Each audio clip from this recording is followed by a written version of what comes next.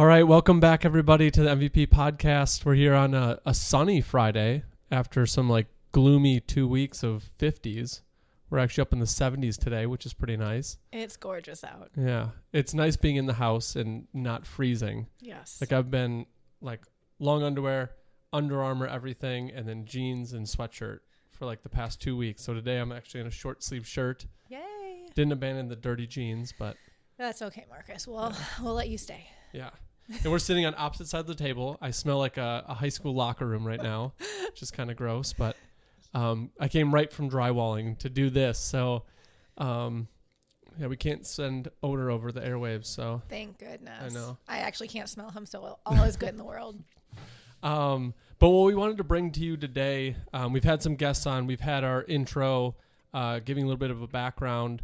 And then we've had, obviously, our guests on talking about their specific niches that they're in within real estate. But we wanted to kind of peel it back and go into how this all got started. Not so much like a background. I'm going to touch on that a little bit because it leads into where we are today, but more of just a pullback into how I got into real estate and where we're at right now. Just kind of a snapshot in time and then where we're going to. So, I have to go into the past. It's not going to be a repeat of the intro, but... so I guess I get to ask the first question. Yeah. How did you get here? Where did you come from? That's my question. I know. Yes. So I got here, I will call it by chance. So I knew when I went to college, my living situation, it was a stipend through my scholarship to live at an apartment. And that was my first taste of living in an apartment, was in college.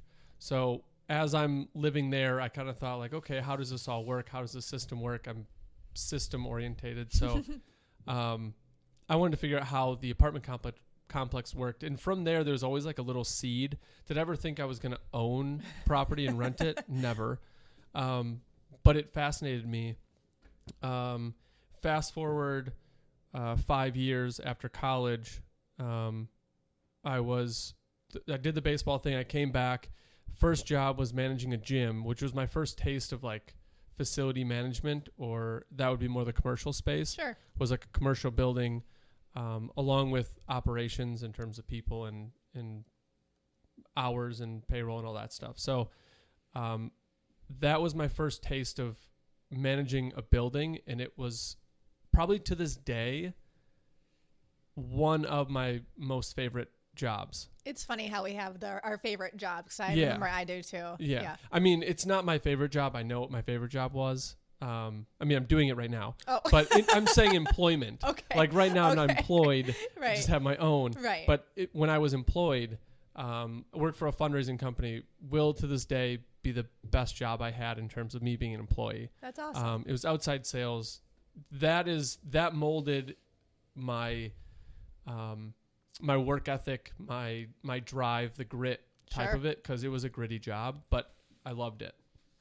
So going back to the fitness center, managed that for 2 years. I would probably still have been there if it paid more, but it just didn't.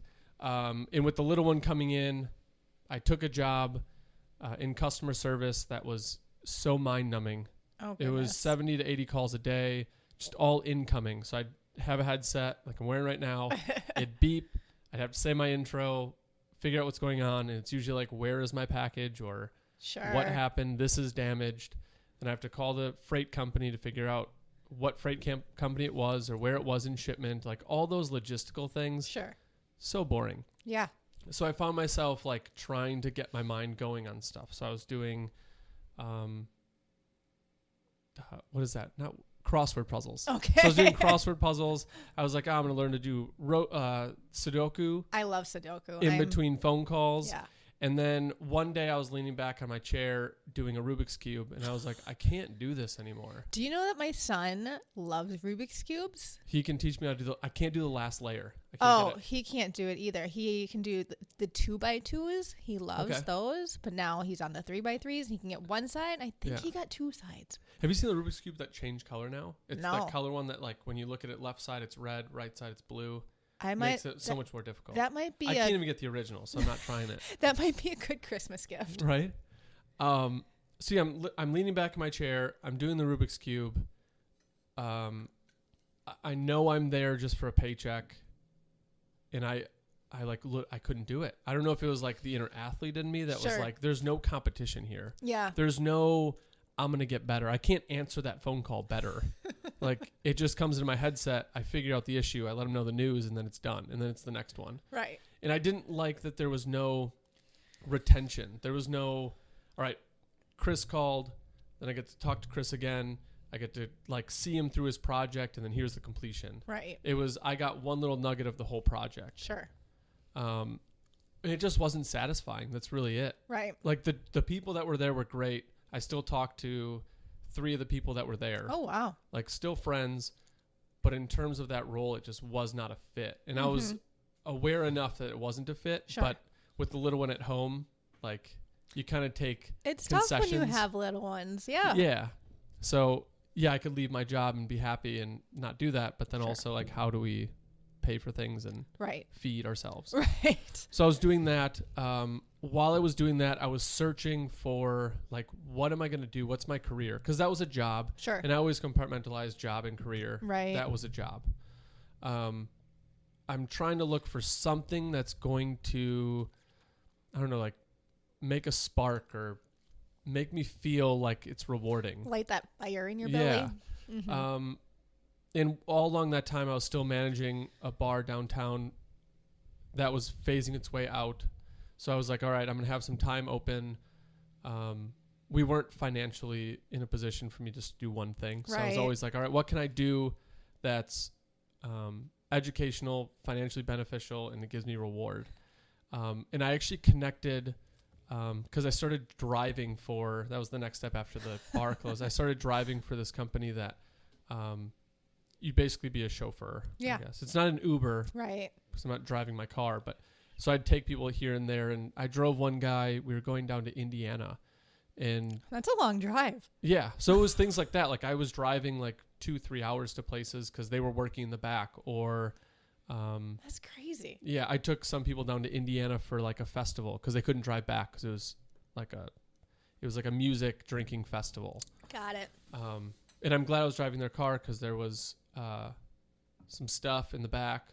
Didn't hold it all down, just all over the seats. Oh no. So I was driving this one guy down. I believe we were going somewhere around Gary, and I was like, "Oh, how are you doing?" It was all small talk, and he was like, "Oh, I started my own company." He was actually working for an appliance company.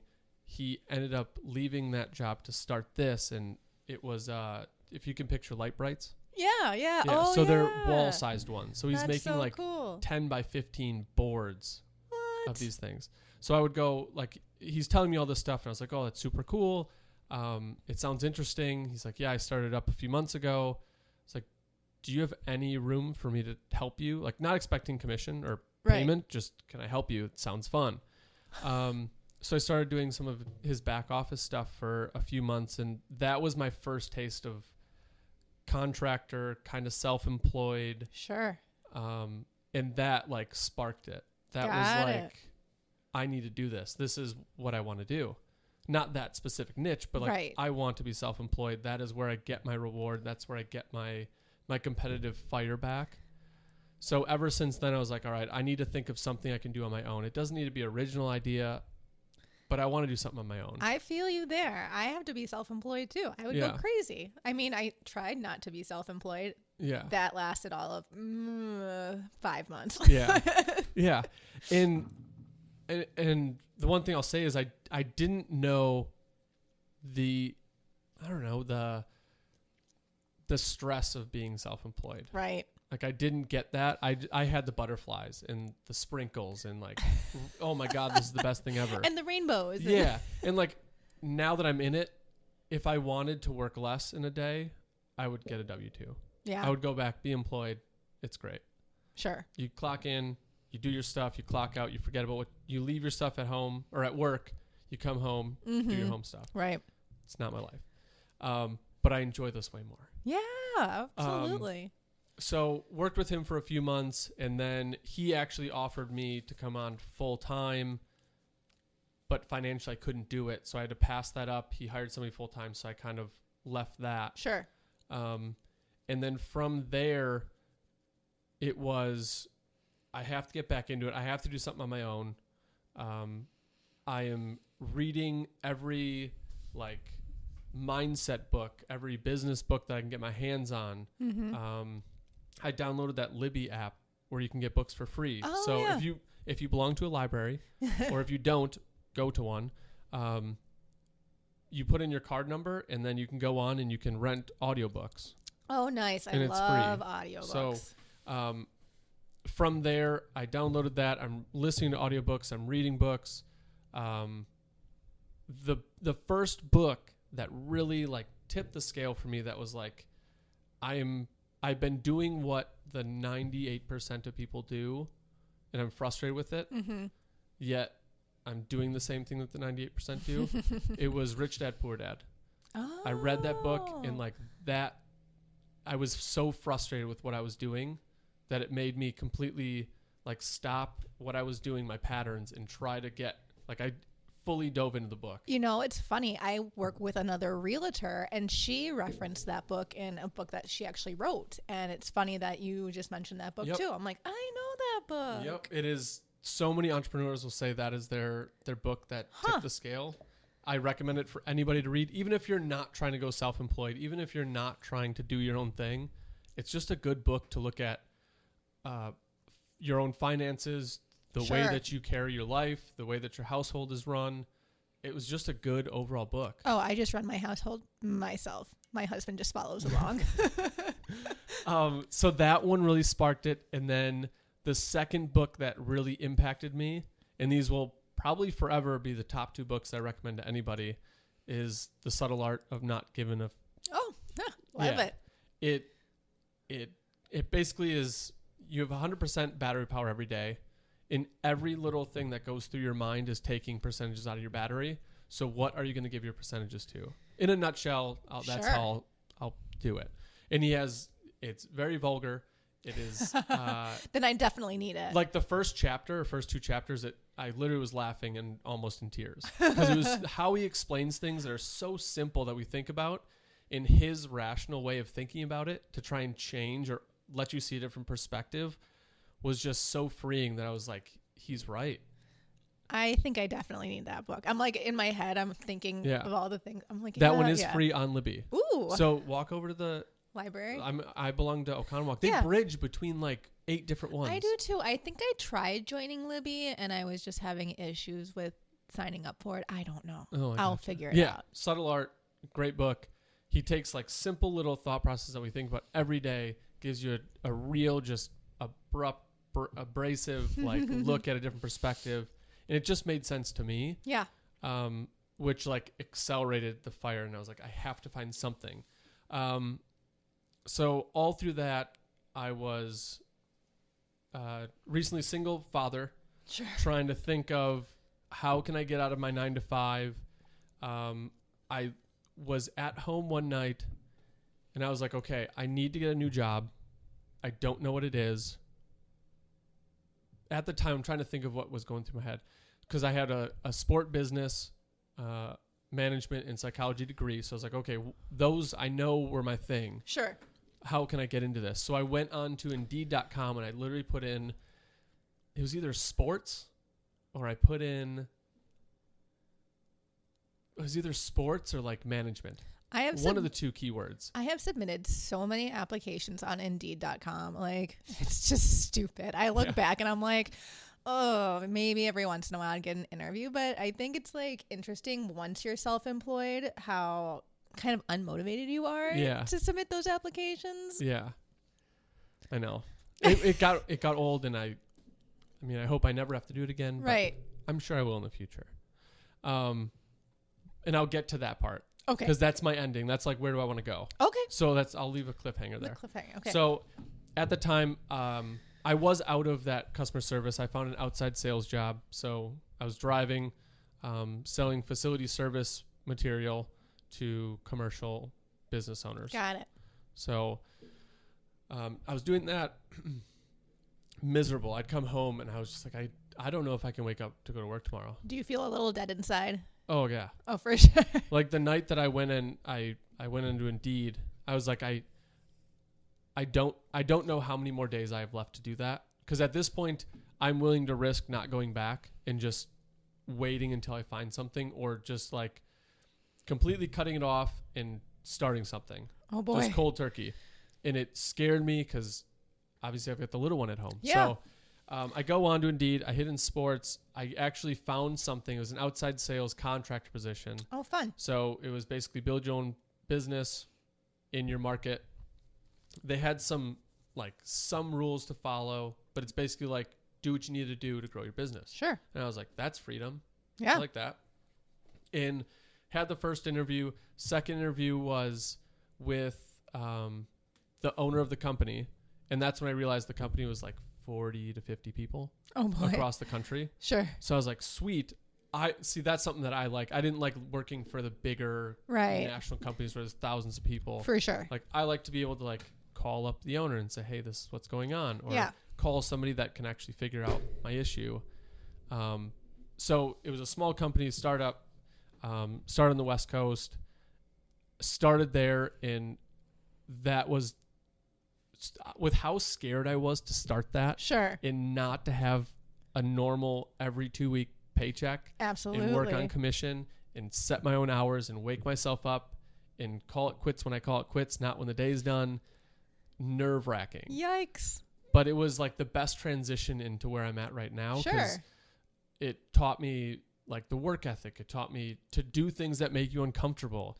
It taught me how to lose more so than sports did. Because sports wow. were like, oh, I lost that game, or oh, I lost that pitch, or lost that situation. This is like, okay, I lost like money for my family. Yeah. So it was a different kind of losing, but it taught me to lose and follow through. It was everything that I was looking for in terms of employment. Sure. They had it. And it was in sports. It was working with coaches. It was working with schools. I enjoyed it so much. And I worked there for about 3.5 years. Oh, wow. During that 3.5 years, like in and out, I was still always like rolling around. Okay, I got to start something. I have to do something on my own. I don't know what it is. I had started like a network marketing thing, and that just wasn't, it's not for me. Okay. Some people kill it and they love it. Just wasn't for me. Got it. And then I bought material to start a online marketing. So like wholesaling, basically. Online wholesaling. Went through courses, bought the material, didn't like it. So then I cut that out. And then I tried, I was like, okay, I've got skill in baseball. So like, let's try to do like some training. Sure. So like I was picking up clients training, like youth, anywhere from, I don't know, 8 to high school, a couple college, but yeah, that was fun. But all of that I realized, cause I went back to that Rich Dad Poor Dad, like, is this something that's sustainable, or is it something that is going to make you, and the one thing that he delineates is rich and wealthy. Is that going to make you rich, or is that going to make you wealthy? And he kind of goes into like what makes you both. Okay. And it wasn't long standing. So if I don't show up to train that person, I don't get paid. Right. If I don't reach out to get that person to sign up again, to come see me, I don't get paid. Mm-hmm. So I didn't like the transactional method of that stuff. So I was Okay. like, all right, what's something that I can do that's residual? Mm-hmm. Because that's where like true, in my mind, Right. wealth comes from, where you can get residual income coming in and you can build on that. For sure. And then I was like, I remember back in college, that apartment thing was intriguing. So like, I just want to learn about that. So Yeah. I bought a few books on real estate, and then everything, the floodgates just opened. You really like your books, don't you? I love reading. It is like, some people like watching sports. I didn't watch the game last night What? at all. I don't remember the last like football game, even baseball. Like, baseball's my sport. Yeah. I don't remember the last baseball game I watched, Me too. which is kind of sad. Oh my gosh. But yeah, I'm either reading or listening to an audiobook, or like catching up on stuff at my house that I don't get to throughout the week because I'm I not like there. reading, but I read like trashy, essentially it'd be trashy TV in book form. See, I can't get into like sci-fi or fiction. Like, I want like history, which is funny because I Same was the as- worst history. You ask any of my teachers about my history as I'm going through school, awful. Oh, I would have failed. My husband was a history minor though, so he's very smart with Yeah. it. I love it now though. Like I'll listen to history podcasts Oh my god. and read history books. It's fascinating. I'd rather be shot in the head. For some reason, that's just what I get enjoyment doing. So there's a few podcasts that I'm currently listening to, but so going back to it, I was like, I need to find something that is going to build wealth. I don't want to be rich. That's not something I'm in it to be. I don't. If I can do what I want to do throughout my day and get the things that I need to get done, have a little bit for extra, Sure. and my bank account's at zero at the end, it's a great day. Awesome. So it wasn't like the rich thing. Rich thing's like a secondary thing to it. Okay. Like I wanted something that's rewarding. I've been in so many jobs that were just so mind numbing that I needed something rewarding. That's like my number one. And then the payment comes second. Like that'd be great. Got it. So I needed something to build wealth, and Rich Dad Poor Dad talked about real estate. A few other podcasts I listened to talked about real estate. And then I was listening to, I cannot remember his name, but he was saying about like the top 10% of people, if you look through their portfolio, they're going to own real estate. So I was like, okay, they must be doing something right. Right. Like I'm going to investigate this a little more. Then I read on it for maybe a year before I even did anything on it. And then I was like, okay, I don't know what I'm doing, so I'm just going to start listening to people that do it. And I went online and I was like, podcast about real estate podcast, any keyword I could put together to try and find something. And Bigger Pockets came up. And at the time I was doing outside sales, so I was driving maybe 3.5 hours a day. Okay. Yeah. So I would get through 3 podcasts a day. That would be some time. And it was all real estate. And I did that for like a year. So 3 hours a day for a year of just real estate, different mechanics, That's cool. different situations, some tragedies, some like amazing projects that they did. Sure. So like I just kept listening to it and I was like, all right, I'm doing it. And the day that I decided like I'm going into real estate, was the host of it was saying there's so many people that fail or never get started. That's one question they always ask is, so what sets apart people from, so how do they actually phrase it? Something along the lines of, so what separates those who fail or give up to those who excel or something like that? So those who succeed. Yeah. And the guest that was on there was like the people that do it. Awesome. And I was like, oh man, I've been throwing up obstacles. Like I don't have enough money here, or I don't have enough time here, or I'm going to lose out on this opportunity and I'm going to not be able to do this. And I didn't realize it in the moment, but I was literally talking myself out from doing it. Sure. Rather than just jumping in. And it's funny because every time when I was coaching, I'd always ask the kids, do you love winning or do you hate losing? You have to pick one. Do you love winning or do you hate losing? Because in my mind, you're all along the same concept. Sure. But one is looking at and polarizing towards the opportunity, and one is trying to Avoid the negative. So I love to win. Of I'll course. lose 9 times out of 10, but that one win is going to be so satisfying. Absolutely. Because that's my focus. Yeah. And I was literally concentrating on that 90% of losing, and I was like, I just need to do it. Yeah. So I went on. I hadn't been pre-approved. I hadn't done any financing. I just was like, I went on and I was like, I want to look at this duplex. And No way. I went in, I walked in a duplex, and the person who showed me the duplex was actually a broker. So I talked to him about like why I wanted to get into it and what I wanted to do. And we connected, we had coffee after. I actually jumped aboard. I was an agent for him. Oh. And then ever since then, it was just like all real estate. So I was doing my outside sales job. That was, 40 hours a week, if not more. And then I'd come home, put my son to bed, and then stay up, study, research, and then do it again.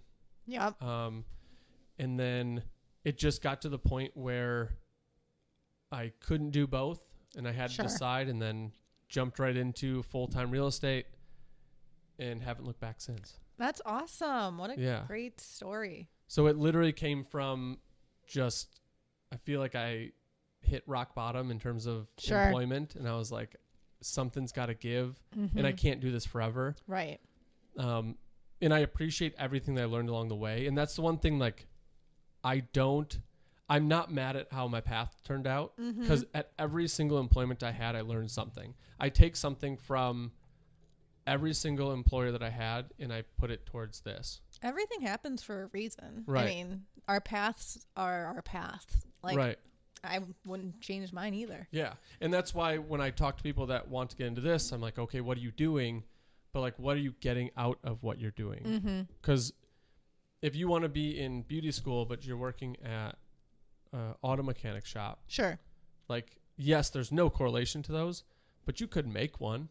Like, I don't know, what are you taking from what you're doing right now, and how can you gain that knowledge and try to Sure. bridge that to where you want to go? Yeah. Because if you want to go there, if you take the steps to get there, you'll get there. Right. You just got to do it, and you got to like tell yourself you can do it. I had no idea what I was doing Sure. when I started. I just knew I had to do it. Right. I couldn't keep living the way that I was doing. It was not fun. It wasn't rewarding. And I felt it pulling from my enjoyment out of life. Absolutely. Because, I mean, that is where you spend the majority of your day is at work. Oh, yeah. Oh, yeah. So I was like, if I'm going to spend my majority of my day, I might as well do something that I enjoy. Absolutely. Yeah. So, and I think a lot of where I'm at came from my struggles. Sure. Like where I was at in life, I literally, my back was against the wall. I needed to do something different. Right. With the time that I had, I didn't appreciate as much as I do now. Oh, yeah. With the lack of money that I had, I didn't appreciate like where I'm at. Right. And yes, it came with struggles, but it made me a much more patient, much more understanding, much more like positive person than what I was, because that was just misery. So, and I'm sure you wouldn't change it for the world. no, it was awesome. The Yeah. ride was awesome, and I'm still on the ride. Like, Oh, it's yeah. never going to end. I was just listening. I don't know if anybody out here listens to the Joe Rogan podcast, but he's got some interesting guests on there. But he interviewed, I think it was Kevin Hart. Kevin Hart was talking about how he plays the game of life, and like every day he wakes up, and that's like, that's his game, and he's only competing against himself. And I was like, I really like that analogy. That's a great analogy to do. Like, Yeah. every day, because I'm not competing against like a coworker. I don't have one. Right. I'm not competing against other investors because they're investing in something else. And that's the one thing that I learned when I got into this. Like, I can invest in one niche group Right. and maybe be the only person that invests in that niche. Sure. Like in that county or in that state, you never know. Right. Like the people that are on Bigger Pockets, they do mobile home parks. Oh, One of the hosts. I don't know how many people sure. that do mobile home parks. I don't know. But Yeah. he's making it work. So I didn't know that there were so many different facets of it. And that's when you get into it and you start reading more and researching more. You get into like the little nuances of where you can invest. I think what I want to do is I want to find like an Airbnb type of situation that I can have out in Oregon, Yeah. beautiful wine country. I think that would be fabulous. Yeah. But And if you go out, you can find people. And that's the one cool thing about real estate that I've found is that people that do invest in real estate and are in that world, they always will help you. right. So if you wanted to get Airbnbs, you could go on some sort of forum Right. and just message someone like, hey, I see that you're 20 minutes away from me and you do Airbnb. I'm looking to get into it. What do I Would do? you- Yeah. Yeah. Would you grab a cup of coffee with me? Sure. Like, they're always willing to do that. Awesome.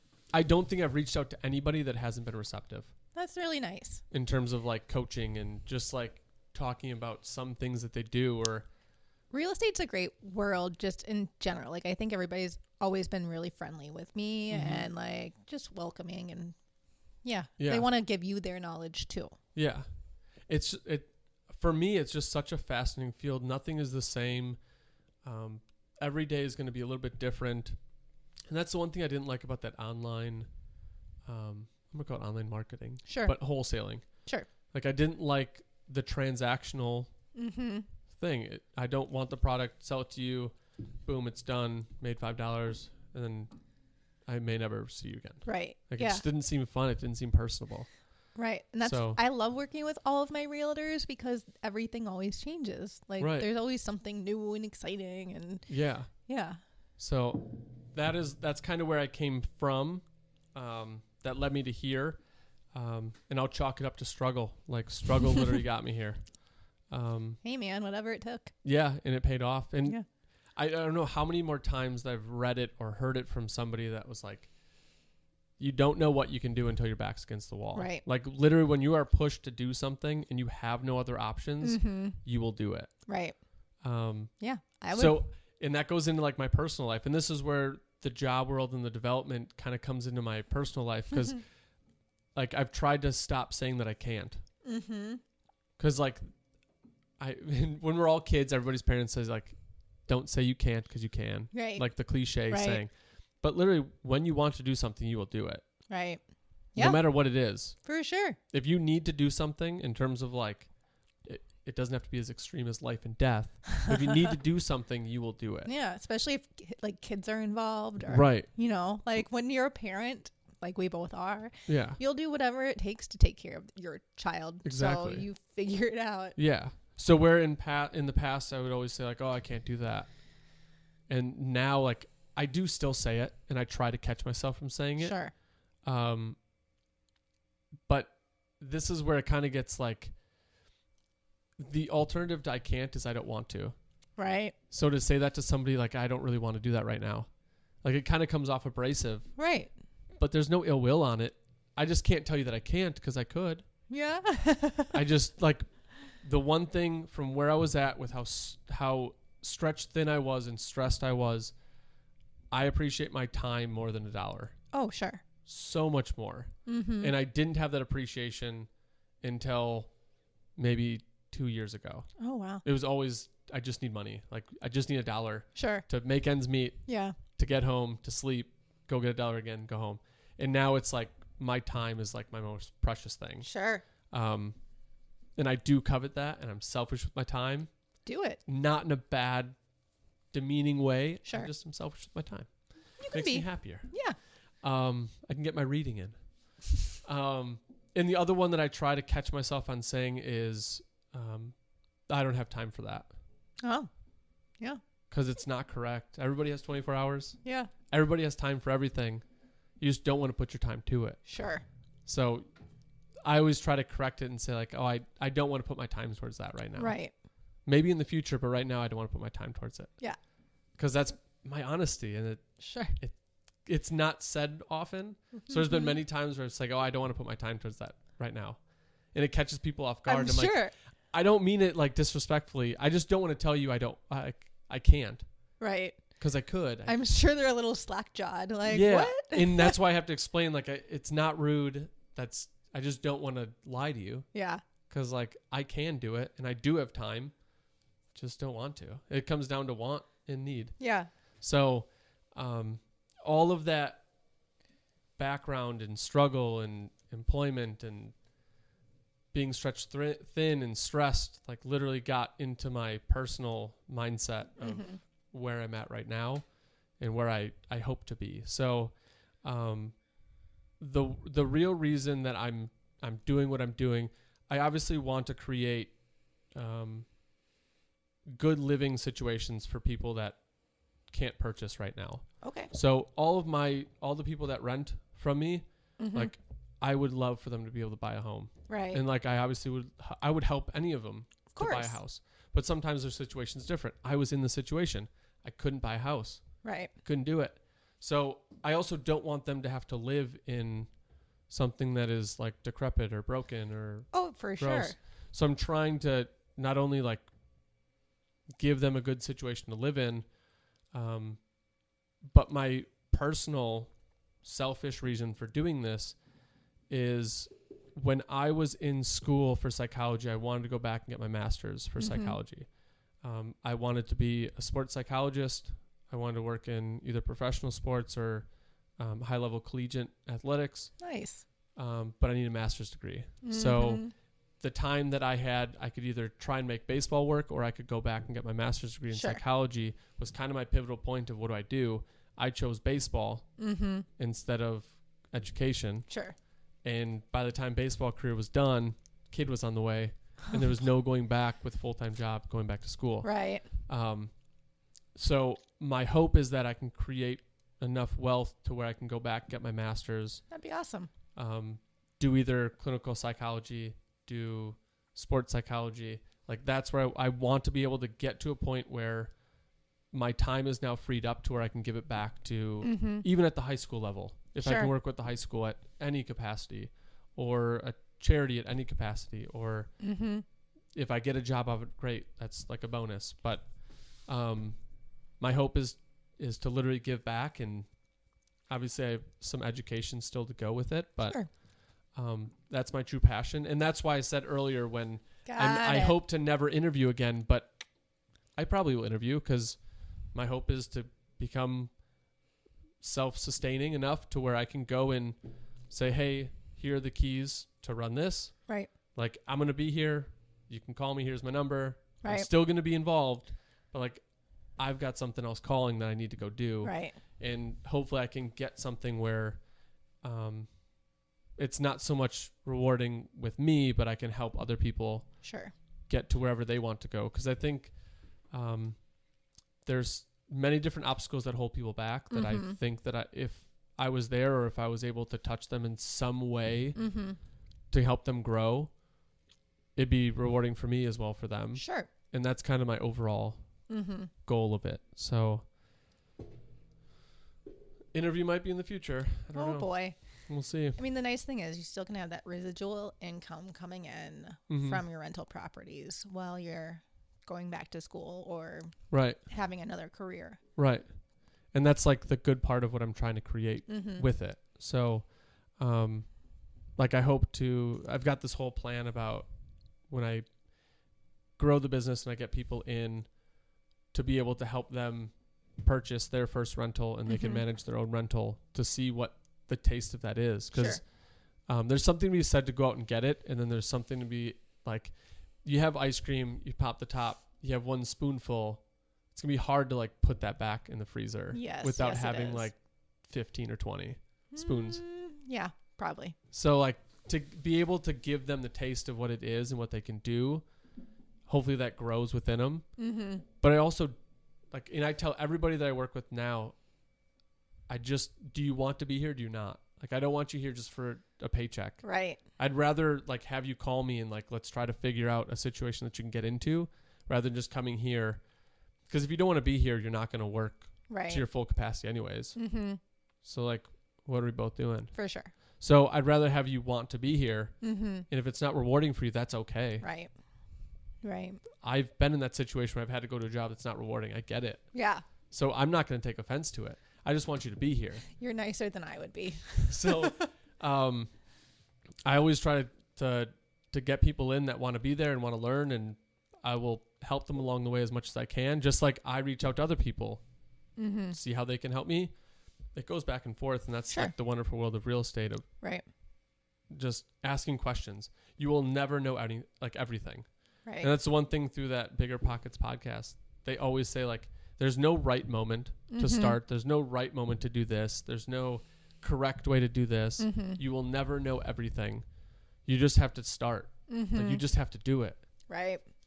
Like if you don't have money, you can still do real estate. Right. Like you can still analyze. I don't know how many properties I analyzed before I actually was quote unquote employed in real estate. Sure. Like hundreds. Wow. I would just go on, pull out a house. You'd run through numbers and you're like, that one doesn't work. Toss it. Next one. And I did that for like better part of maybe 8 months. Oh, wow. Just pulling properties and running numbers. That's it. I know. Now you're making me want to go online and like look up properties. Daydreaming. It's addicting. I know. I did the first one. That was my first spoonful of ice cream. And I was like, I have to have hundreds more. All right. I know what I'm doing when you're leaving today. Keeping you in real estate. Yes, absolutely. No, it was, and I remember like 12:30, 1 o'clock in the morning, sun's sleeping. And I'm sitting at the computer, like analyzing this property. And then I wake up in the morning, like face down on my laptop. Like that's It just how it was. And I knew that I could still put in the work to learn, even though I wasn't in it. Because I knew one day I was going to be in it, and all that free time I had was being put to something. Right.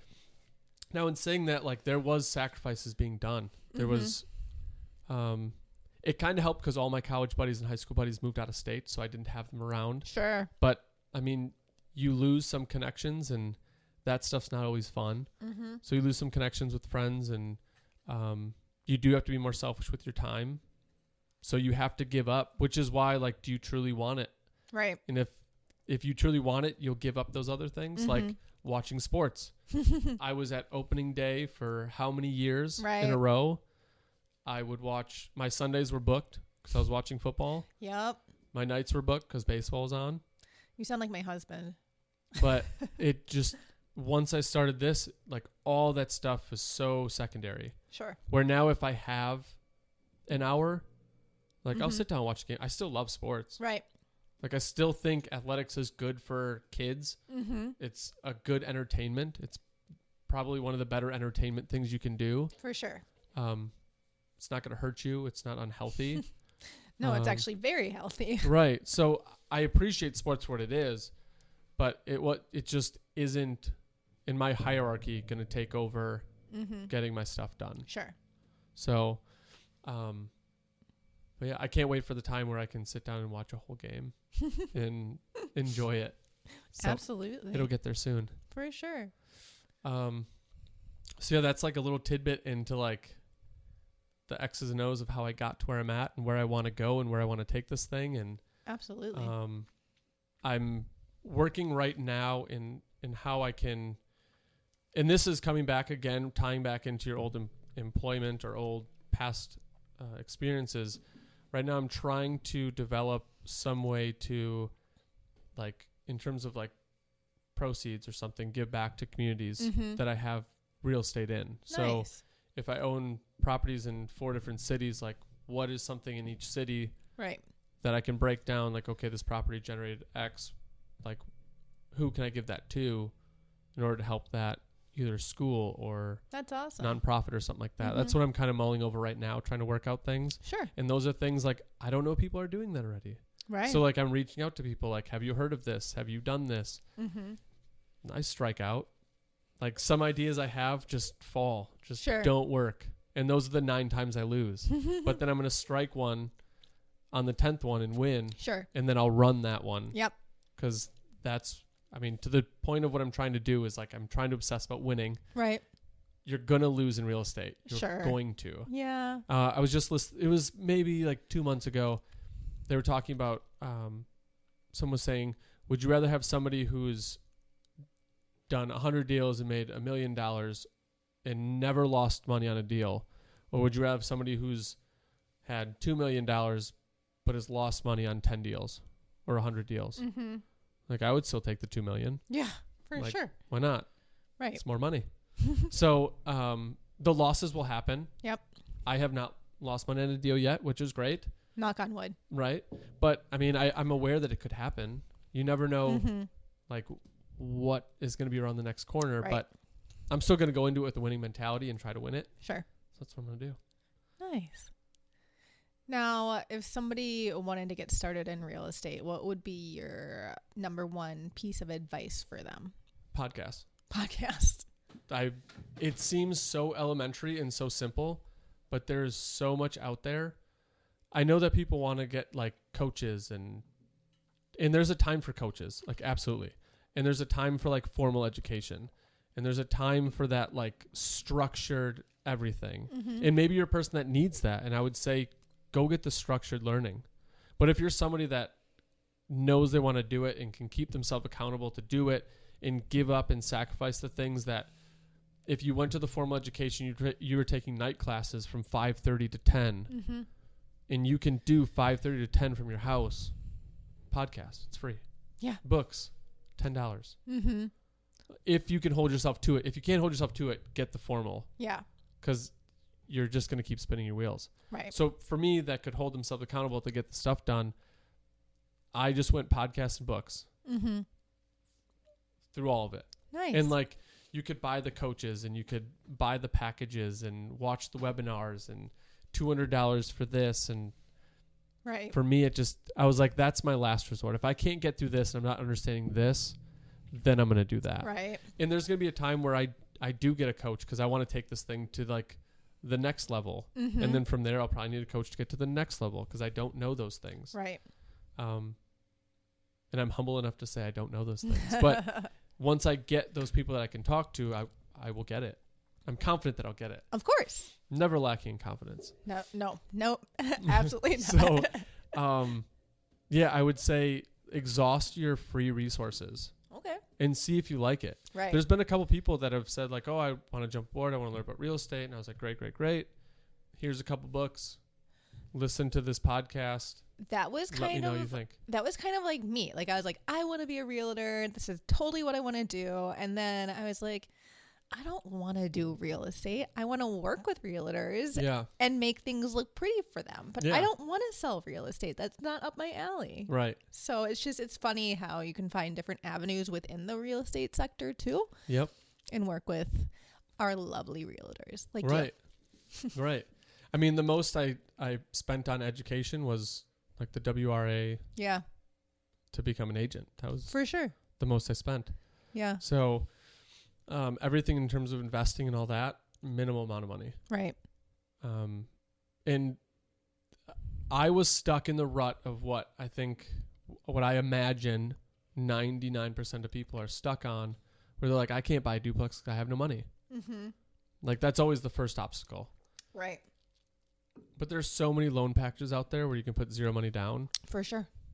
or Especially now with today's interest rates and everything. yeah, there's private lenders everywhere. Mhm. Even though you don't have money, somebody has money, Right. and somebody wants to make more money, Right. but somebody doesn't want to do the work for it. You can Exactly. be the person that makes the work for it. Yeah. So it's not like I was this wealthy person before I started this. Mm-hmm. Like when I started, I spent zero of my own money into it.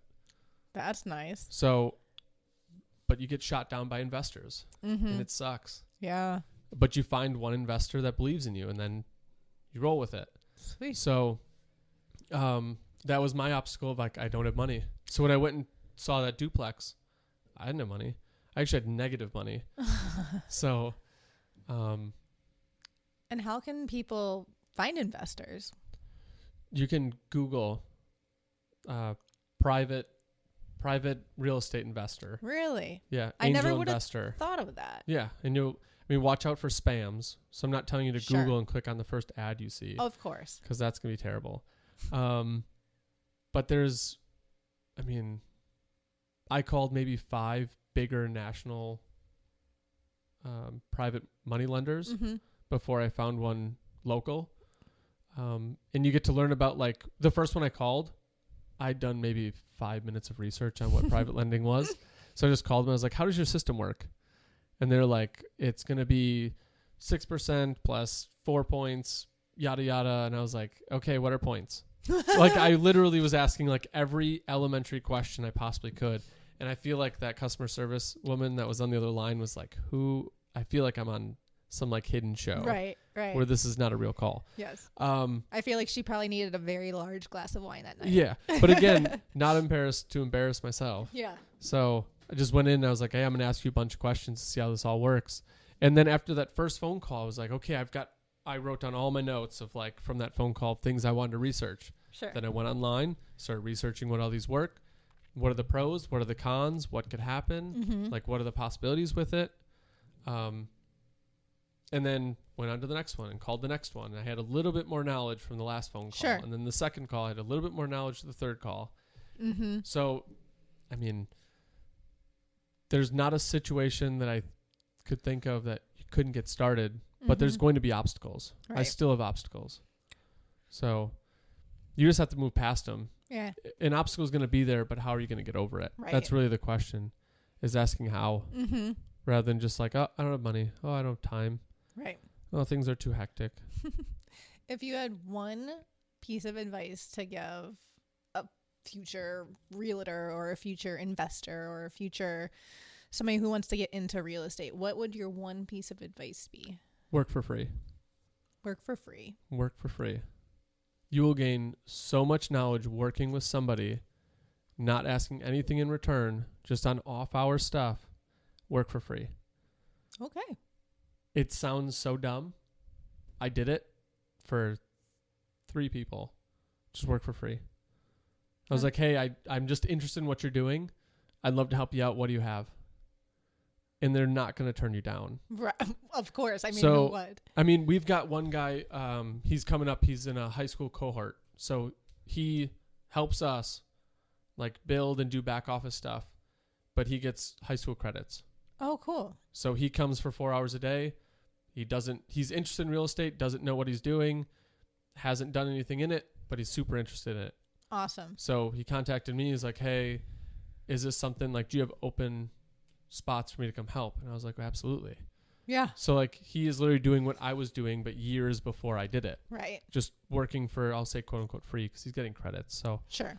he's getting the education out of it. But yeah, working for free, if you can sacrifice a few hours, people will love to have you. Mm-hmm. And when you're immersed in a culture of it, and this is like the whole thing about like online school. Mm-hmm. So like I get its effectiveness and I understand. I'm taking the whole Corona thing out of it, like, because that's its own thing. But I'm thinking about it in a cultural thing. Yeah. So how are you going to create a culture to like fully immerse yourself in education at home? Right. Because you're at school for like 6 hours a day, I Mhm. think it was. Right. So are you at 6 hours a day putting your your head down in a book or in education to get your 6 hours of education in that day? And I feel like it's harder when you're not in that little culture. I don't know. I went to school online a couple of different times, and I personally loved it. Yeah. My son's in school online right now. Mm-hmm. They don't get much done, but he's only in 3rd grade. So Right. And that's, I mean, my son's in 5K. yeah. So like probably could do it at home maybe. Right. But like, I just think education is so important that I was Mhm. like, I want you to be in the culture Sure. of it so that you can see like that is just like, that's how important it is. Right. So like, there's nothing better than like, if you want to learn Chinese, get dropped off in China. Right. Learn by doing. You're going to learn it. Right. Learning by So- doing rather than learning by reading. Or, Yeah. If you want to get into real estate, or if you want to get into online wholesaling, or if you want to get into boat sales, or if you want to sell shoes, you're going to learn most by being in it. Mm-hmm. And if you have 2-3 hours a day to spare to go help out somebody that does that stuff, not only are you going to learn like the industry, but you're going to learn all of their background. You're going to learn like their failures, their successes, how things work, why we don't do it this way, why we do it this way. Like all those things that you're not going to read in a book Right. because they're so direct and personal to that one like little industry or that person or that business. Mm-hmm. And it costed you 3 hours a day. Right. Like there's so many free resources out there For sure. that you can do it. So Awesome. easy answer, work for free. It'll pay off. And you don't have to do it for years. Right. Right. Like a couple months. And then if you don't like it, then at least you were in it and you realize you didn't like it Right. rather than spending thousands of dollars to learn about it. That's very, very true. So Very true. I've had people that wanted to get into like auto mechanics. And I was like, okay, there's a mom and pop auto dealer like right down the street. Right. Ask them if you can intern for them. Sure. Why would I do that? Well, then do you truly want to get into it? Right.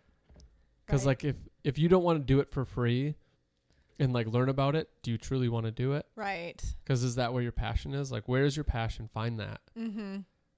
Because my passion was real estate. So I was like, yeah, I'll work for free because I don't get a paycheck, but I get so much education, so Right. much knowledge, which excelled and like projected me like way farther than if I just like sat back and tried to do it on my own. Sure. It just wouldn't happen. Right. So, Awesome. yeah. Cool. Well, thank you for telling us how you got started in this business. It's super intriguing. The fascinating world of real estate. Absolutely. Very intriguing, super interesting. And hopefully we can inspire some of you guys to maybe take the leap of faith. Yeah. And like I said, I'm not saying this because I just said work for free. That was not my plug to like come work for me for free. But if you do have questions or if anybody is listening to this that is interested in real estate and wants to get involved, if I can't help you, I know somebody who can. You can always reach out, even if it's just like a maybe thing. Sure. Reach out. I'm always open. I will pay you the same respect that people have paid me when I was inquiring about how to get into it. Sure. I never want to like leave that mindset. Right. So Natasha, if I ever do leave that mindset, you have the right to call me out on it. Oh, for sure. I totally will. So if anybody is feeling a little bit like it is an interest, you can absolutely reach out. I'm always available to, I may not get back to you like within the first hour Or the or day. 6. I'm really bad with texting, but if you email Natasha, we'll definitely get back to you. Yeah. She's great with that. But yeah, definitely reach out. Always open to help. Always willing. I enjoy helping. I'm once a coach, always a coach. Love it. So that's where I'm at with it. That's a super great quality to have. Trying to keep it stressful at times, but I love it. Awesome. So yeah, that's a little bit about little background on how I got to where I'm at and why I got to where I'm at. That's kind of the main thing is why I got here. Love it. Yeah. Can't wait for it to continue. Yay. But I know it was a shorter episode today, but we felt like we should kind of give some reasoning and kind of like intent to what this podcast is about. Mm-hmm. We want to put knowledge out there about real estate, but we also want to inspire people to like understand the benefits of it and why we should care about it, I guess. Right. Not like you're going to quit your day job and become this real estate mogul. I'm not going to push that on anybody, but if you own a house or if you rent and you have questions about how that whole world works, and if you own a home and wondering how like the mortgage thing works and what you're getting from owning real estate, Sure. like we just want to throw that information out free. Mm-hmm. Yeah. So Love it. that's kind of it. So stay tuned for more. We're going to be having some more contractors coming up here in a bit. But otherwise, that wraps up episode 6, the fascinating episode 6. So we'll be back for episode 7 next week, Friday. Yep. You got Post it. on Monday. Post on Friday. Post on Friday. I knew that. This is how much I love technology right here. Oh, yes. That's what you have me for. Right. Like I said, email Natasha. But thanks for listening. Thank you for your time. If you're listening to it today, enjoy your weekend. If not, enjoy your day. Do something special. Have fun. See you next week. Yeah. All right. Bye, guys.